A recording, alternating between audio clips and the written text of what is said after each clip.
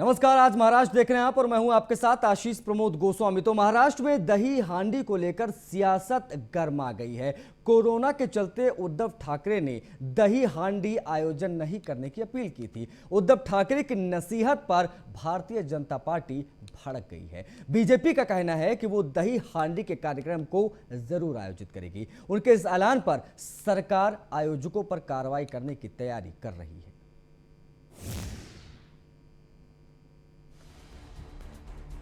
मुंबई समेत महाराष्ट्र में इस साल भी दही हांडी उत्सव नहीं होगा। कोरोना के खतरे को देखते हुए मुख्यमंत्री उद्धव ठाकरे ने दही हांडी के आयोजन को मंजूरी नहीं दी है। जिस तरह से महाराष्ट्र में कोरोना के मरीजों की संख्या में कमी आई है और सरकार की तरफ से राहत देने का सिलसिला शुरू हुआ है, ऐसे में अब ये मांग उठने लगी है कि दही हांडी के त्योहार को भी अनुमति दी जाए। लेकिन सरकार इसको लेकर राजी नहीं है, जिस पर विपक्ष इस बात पर अड़ा है कि वो किसी भी तरह से इस त्योहार को मनाएगा। हम यहाँ रोजगार तैयार होना चाहिए। एनवायरमेंट के लिए हम लोग सरकार को बोले एनवायरमेंट एकदम अच्छा रहने के लिए कुछ नया मशीनरी टेक्नोलॉजी लाओ और एनवायरमेंट का कोई भी या दूषित काम नहीं होना चाहिए। हमारा त्योहार है, वो कौन बोलने वाला है? कौन बोलने वाला है? हमारे घर में कुछ त्योहार बनाना, गणपति बनाना, मोदक बनाना, इनको पूछो क्या? छोड़ा, हम नहीं पूछते। बाकी सब चलता है, उसको विरोध नहीं करता है। खाली हिंदू लोग के त्योहार को ही विरोध करता है आदमी। कोरोना ने मुंबई में कृष्ण जन्माष्टमी के दिन होने वाले दही हांडी उत्सव का मजा फीका सा कर दिया। लेकिन राज्य में कुछ ऐसे लोग हैं जो नियमों का उल्लंघन करते हैं। सरकार ने सभी त्योहारों को लेकर गाइडलाइन जारी की है। अगर कोई इसका उल्लंघन करता है तो उस पर कार्रवाई होगी। बीजेपी और मनसे के नेता कह रहे हैं कि वो दही हांडी का कार्यक्रम आयोजित करेंगे। निश्चित रूप से सरकार के माध्यम एसओपी जारी की जाती है। सभी नागरिक नेता विधायकों की जिम्मेदारी बनती है कि वे उसका पालन करें। नरेंद्र मोदी जी देश को आह्वान कर रहे हैं कि त्योहारों के दरमियान भीड़ ना हो, उसका ध्यान रखें। अपने नेताओं को कहते हैं कि लोगों के बीच में जाएं, लोगों को समझाने का काम करें। अगर बीजेपी के विधायक मोदी जी का नहीं सुन रहे हैं तो इससे ज़्यादा और कुछ बुरा हो नहीं सकता। लेकिन जो नियम बनाए जाएंगे उस पर अमल करना सबकी जिम्मेदारी रहेगी। हर साल जन्माष्टमी के अवसर पर गोविंदा आलारे के जयघोष के साथ सड़कों पर माखन चोर की टोलियां निकल पड़ती हैं। फिल्मी सितारों की मौजूदगी में बड़े स्तर पर मुंबई में दही हांडी उत्सव का आयोजन किया जाता रहा है। लेकिन कोरोना की वजह से पिछले साल की तरह इस साल भी दही हांडी उत्सव का आयोजन नहीं होगा। दही हांडी को लेकर एक ओर जहां सीएम ने नहीं मनाने की अपील की है, तो वहीं दूसरी ओर विपक्ष अड़ा हुआ है। ऐसे में सरकार किस तरीके से नियम तोड़ने वालों से निपटेगी, ये तो आने वाला वक्त बताएगा। दही हांडी में सियासत के कई रंग देखने को मिलेंगे, या फिर इस बार भी दही हांडी उत्सव में एक बार फिर से कोरोना की मार पड़ेगी। जन्माष्टमी में जिस तरह से हंडी फोड़ने के लिए होड़ लगी रहती है, लेकिन इस बार विपक्ष की तरफ से अलग ही दही हांडी की योजना हो रही है। एक तरफ राज्य सरकार दही हांडी मनाने के लिए विरोध कर रही है, वही विपक्ष कह रहा है कि दही हांडी मनाई जाएंगी। लेकिन इसलिए इस दही हांडी कौन फोड़ेगा, इस पर राजनीतिक चर्चा गरमा गई है। आने वाले समय में दही हांडी में महाराष्ट्र का राजकारण इसी तरह से तेज होने की आशंका जताई जा रही है। इसलिए आने वाले दही हांडी में राज्य सरकार और विपक्ष आमने सामने देखने को मिल सकते हैं। वीडियो जर्नलिस्ट गौरव के साथ संतोष मोरे, न्यूज़ 1 इंडिया। तो राज्य में ओबीसी आरक्षण के मुद्दे पर मचे बवाल को देखते हुए महाराष्ट्र सरकार मुंबई, पुणे, कोल्हापुर समेत अन्य महानगरपालिका चुनाव की तारीख को आगे बढ़ा सकती है। इस बात के संकेत महाराष्ट्र के उप मुख्यमंत्री अजीत पवार ने शनिवार को मीडिया से मुखातिब होते हुए दिया। चुनाव आयोग ने कोरोना नियमों का पालन करते हुए चुनाव करवाने का आयोजन प्रबंध किया है। हालांकि ओबीसी आरक्षण के मुद्दे पर जब तक फैसला नहीं आता तब तक चुनाव न करवाया जाए, इस प्रकार का भी दबाव सरकार पर है। इस वजह से आने वाले समय में पहले से ही तय महानगरपालिका के चुनाव को आगे बढ़ाने की अटकलें काफी तेज हो गई हैं। राज्य में पुणे, मुंबई, कोल्हापुर समेत कई महानगरपालिका के चुनाव प्रस्तावित हैं।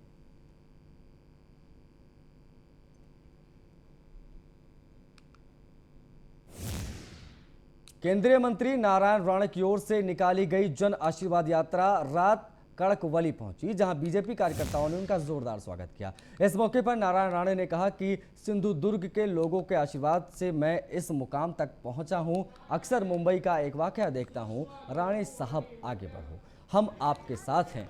अब मैं दिल्ली पहुंच गया हूं, अब बताओ कहां जाना है।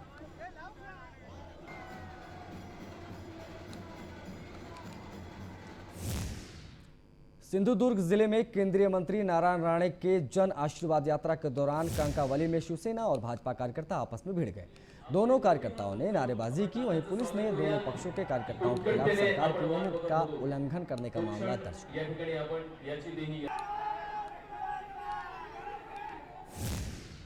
उधर महाराष्ट्र की स्कूल एजुकेशन मिनिस्टर वर्षा गायकवाड़ ने 10वीं और 12वीं की सप्लीमेंट्री यानी पूरक परीक्षाओं के तारीख के संदर्भ में महत्वपूर्ण ऐलान किया। कोरोना महामारी की वजह से महाराष्ट्र सरकार ने 10वीं और 12वीं की परीक्षा को रद्द करने का फैसला किया है। वैकल्पिक मूल्यांकन व्यवस्था के जरिए बोर्ड ने रिजल्ट जाहिर किए थे, घोषित किए थे।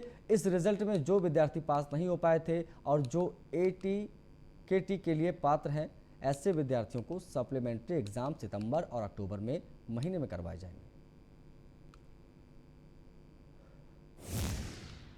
संकटग्रस्त और बाढ़ पीड़ितों को सरकारी सेवाएं प्रदान करने के लिए रायगढ़ जिला कलेक्टर डॉक्टर महेंद्र कल्याणकर ने आज पेलादपुर में सखार, सुतारवाड़ी और केवनले और महाड़ में तालियां क्षेत्र का निरीक्षण किया। जिला कलेक्टर ने महाड़ शहर का भी दौरा किया। निरीक्षण के दौरान उन्होंने प्रशासन की ओर से अब तक किए गए उपायों और भविष्य के लिए जाने वाले उपायों के बारे में जानकारियां दी।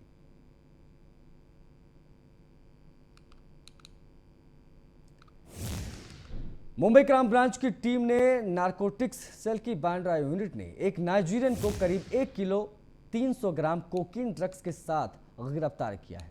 जानकारी के मुताबिक एंटी नारकोटिक्स सेल की यूनिट को 26 अगस्त 2021 को खबर मिली थी कि एक अफ्रीकी मूल का नागरिक शहर का खार वेस्ट इलाके में कोकीन बेचने के लिए आने वाला है। इस सूचना के आधार पर बताई जा रही है कि जगह पर ANC की टीम ने जाल बिछाकर आरोपी को गिरफ्तार किया। पकड़े गए ड्रग्स की कीमत करीब 3 करोड़ 90 लाख रुपए।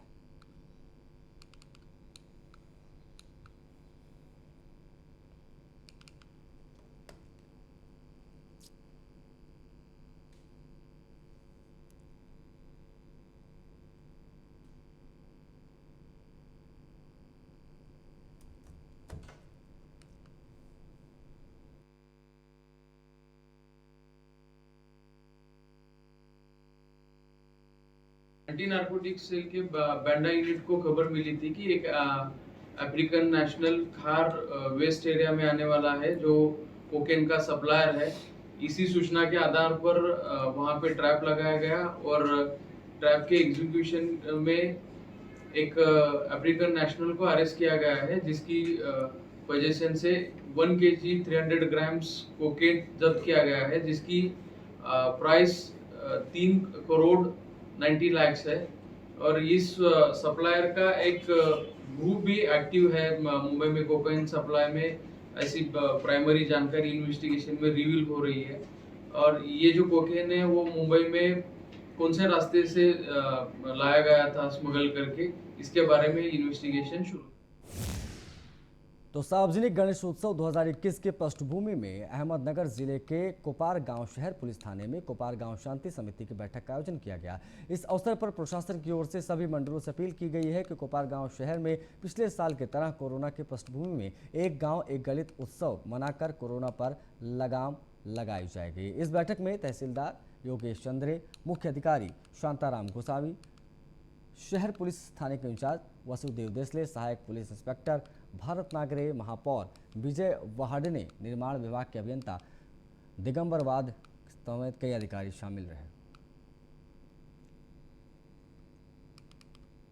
आज आने वाले गणपति त्यौहार मनाने के बारे में जो गणपति मंडल के प्रमुख लोग हैं, गांव के प्रमुख, यहाँ के हर एक पार्टी के जो पदाधिकारी है, गांव के प्रथम नागरिक और इतर डिपार्टमेंट के पूरे जो ऑफिसर है, उनको बुलाया गया था। आने में भी अपने को कोविड के नियम को पूरे ध्यान में रख के काम करना है। क्राउड जो है उसका IMD ने राज्य में कल से 4 दिन बारिश होने का अनुमान जताया है। राज्य में 30 अगस्त को बारिश तेज होगी। परभणी, नासिक, ठाणे, रायगढ़ और पालघर जिलों में ऑरेंज अलर्ट जारी किया गया है। मराठावाड़ा और विदर्भ में भी बारिश की संभावना व्यक्त की गई है। बंगाल की खाड़ी में बन रहे कम दबाव के क्षेत्र के कारण इसके पश्चिमी और मध्य भारत से गुजरने की संभावना अगले 4 से 5 दिनों में महाराष्ट्र के कुछ हिस्सों में मूसलाधार बारिश की संभावनाएं जाहिर की गई हैं।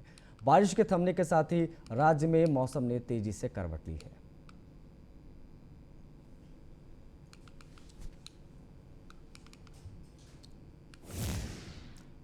बॉलीवुड ड्रग्स मामले में गिरफ्तार टीवी अभिनेता गौरव दीक्षित को एनसीबी ने एनडीपीएस कोर्ट में पेश किया, जहां कोर्ट ने उन्हें 30 अगस्त तक कस्टडी में भेज दिया है। इस बीच एनसीबी गौरव की निशानदेही पर मुंबई के मुलुंड, खारगर, वसई, विरार, बांद्रा और अंधेरी इलाके में छापेमारी कर रही है। यह संभावना जताई जा रही है कि इस मामले में आज कुछ और लोगों की गिरफ्तारी हो सकती है।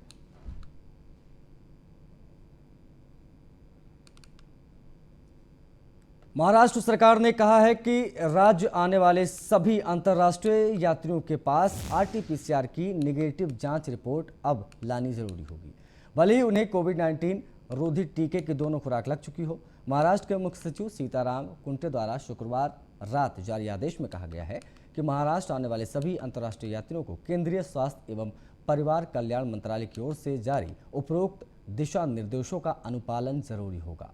इसमें यूरोपीय देशों, पश्चिमी एशियाई देशों और दक्षिण अफ्रीका से आने वाले लोग शामिल हैं। महाराष्ट्र सरकार ने बाद में जारी एक बयान में कहा है कि केंद्र सरकार के नए नियम भारत में आने से पहले आरटीपीसीआर जांच की निगेटिव रिपोर्ट लानी जरूरी है।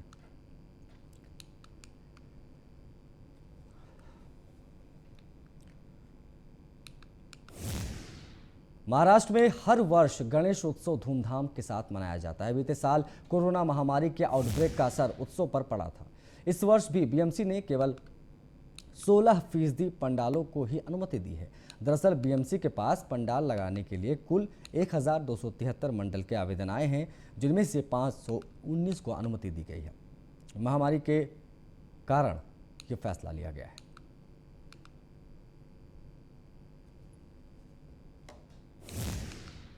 मुंबई महानगरपालिका आयुक्त इकबाल सिंह चहल ने शहर के लिए एक भयावह भविष्यवाणी करते हुए कहा है कि 2050 तक कारोबारी जिले, नरीमन पॉइंट और राज्य सचिवालय मंत्रालय सहित दक्षिण मुंबई का एक बड़ा हिस्सा समुद्र तल बढ़ने के कारण पानी के नीचे चला जाएगा।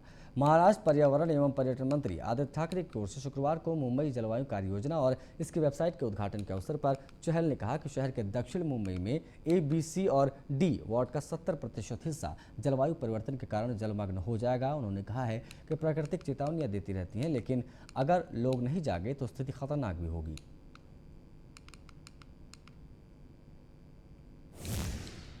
बॉलीवुड के जाने माने सिंगर और रैपर यो हनी सिंह इन दिनों मुश्किल दौर से गुजर रहे हैं। हाल ही में कुछ दिनों पहले हनी सिंह की पत्नी ने उनके खिलाफ घरेलू हिंसा का मामला दर्ज कराया था। हनी सिंह की पत्नी शालिनी ने घरेलू हिंसा में महिला संरक्षण अधिनियम 2005 के तहत हनी सिंह के खिलाफ दिल्ली की 30 हजारी अदालत में केस दर्ज कराया था। इस केस की सुनवाई चल रही है, पर हनी सिंह लगातार दूसरी बार भी कोर्ट में पेश नहीं हुए। हनी सिंह के वकील ने कोर्ट से उनके पेश न होने की वजह बताते हुए छूट मांगी है। उन्होंने कहा है कि हनी सिंह की तबीयत ठीक नहीं रहती, जिसकी वजह से इस सुनवाई में उन्हें पेश होने से छूट दी जाए। दूसरी बार भी आदेश की अवहेलना करने पर कोर्ट ने हनी सिंह को फटकार लगाई है।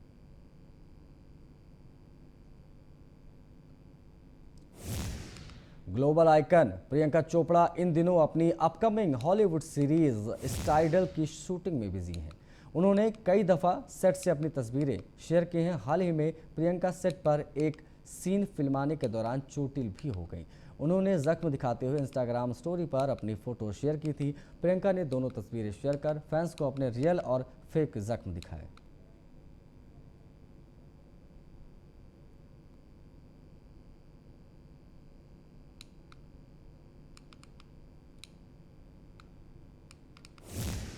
तो पिछले 3 दशक से ज़्यादा फिल्म इंडस्ट्री में सक्रिय रहने वाले एवरग्रीन एक्टर दीपक तिजोरी आज अपना 60वां जन्मदिन मना रहे हैं। मुंबई के अंधेरी में इन्होंने चुनिंदा दोस्तों के साथ अपना जन्मदिन मनाया। फिल्मों में सपोर्टिंग रोल निभाने के लिए दीपक तिजोरी जाने जाते हैं। उन्होंने आशिकी, खिलाड़ी, जो जीता वही सिकंदर, कभी हाँ कभी ना जैसी फिल्मों में यादगार किरदार निभाए हैं। जो आज भी लोगों के दिलों में ताज़ा हैं।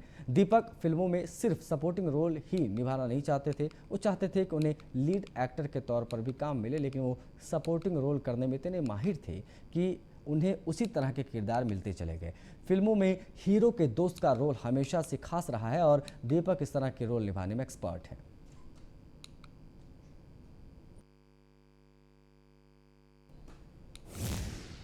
पिछले 3 दशक से ज्यादा फिल्म इंडस्ट्री में सक्रिय रहने वाले एवरग्रीन एक्टर दीपक तिजोरी आज अपना 60वां जन्मदिन मना रहे हैं। दीपक के जन्मदिन के मौके पर उनसे खास बातचीत की हमारे सहयोगी संतोष मरे ने।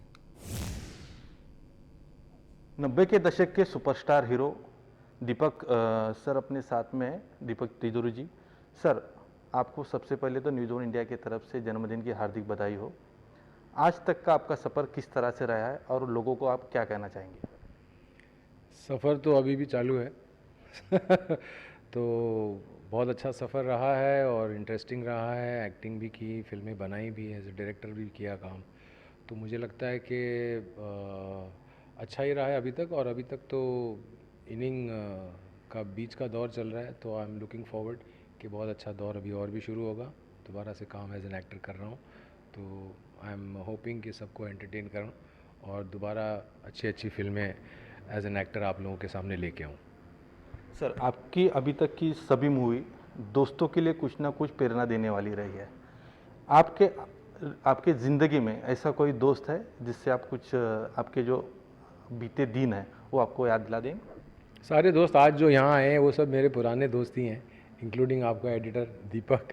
तो वो भी मतलब पुराने जो यार होते हैं उनमें से हैं। तो मैं समझता हूँ कि दोस्त ही हैं जो हमेशा हम लोगों को सिक्योर महसूस कराते हैं। एक फीलिंग ऐसी देते हैं कि हाँ हम अभी भी जो हैं वो बाकी की ज़िंदगी भी मज़े में निकाल सकते हैं। तो आई थिंक मैंने हमेशा ही जो दोस्तों का किरदार निभाया है, क्यों इसलिए निभाया है कि मैं खुद भी जो है एक ऐसी लोगों के बीच में रहा हूँ जो बहुत ही अच्छे दोस्त रहे हैं मेरे। अभी तक का आपका सफ़र, पहले एक्टर, उसके बाद निर्माता, आगे किस भूमिका में आप दिखने वाले हो आपके चाहतों के लिए? मैं एक्चुअली ये सफ़ेदी आ गई, उसके बाद से मैं दोबारा अभी एज एन एक्टर कर रहा हूँ काम। तो मज़ा आ रहा है, कुछ इंटरेस्टिंग चीज़ें हैं। अभी एक फ़िल्म जैसे मैं शूट कर रहा हूँ, इतर नाम है उसका, और उसमें मेरे ख्याल से 5 नेशनल अवार्ड विनर्स हैं। जो एक्ट्रेस हैं वो नेशनल अवार्डी हैं, जो डायरेक्टर हैं बीना बख्शी वो हैं, प्रोड्यूसर्स के अलावा जो आर्ट डायरेक्टर हैं, जो साउंड इंजीनियर हैं, सारे जितने भी हैं वो बहुत अच्छे लोग जमा होकर उन्होंने एक बहुत अच्छी बढ़िया सी स्क्रिप्ट मुझे सुनाई डायरेक्टर ने, तो मुझे पसंद आई। तो मैं दोबारा से इतर में अभी शुरू कर रहा हूँ। वीडियो जर्नलिस्ट गौरव के साथ Santosh More, news on India. साल 2009 से शुरू होकर 2014 में ऑफेयर हुआ शो पवित्र रिश्ता जल्द ही अपने दूसरे सीजन पवित्र रिश्ता 2 के साथ वापसी कर रहा है। अंकिता लोखंडे ने हाल ही में सोशल मीडिया पर पवित्र रिश्ता 2 का पहला प्रोमो जारी किया है, जिसमें उनकी और शाहिर शेख की खूबसूरत जर्नी दिखाई गई है। इसे शेयर करते हुए एक्ट्रेस ने लिखा है कि लव तो होगा ही इन द एयर जब मानो और अर्चना और देर इनके प्यार के सफ़र में शामिल हो जाइए। तो जल्द ही पवित्र रिश्ता आने वाला है, जल्द आ रहा है ZEE5 पर।